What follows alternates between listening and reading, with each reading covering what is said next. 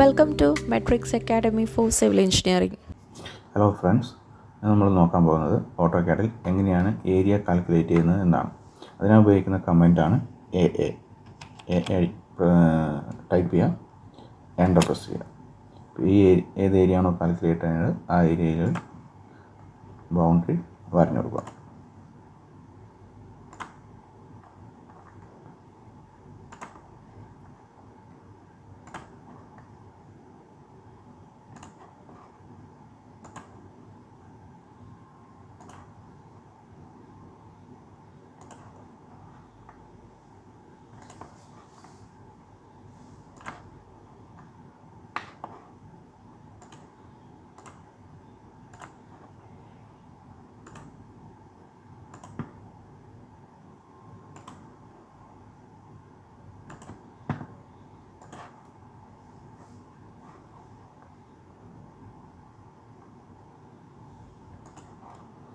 തുടങ്ങിയെടുത്ത് അവസാനിക്കുക,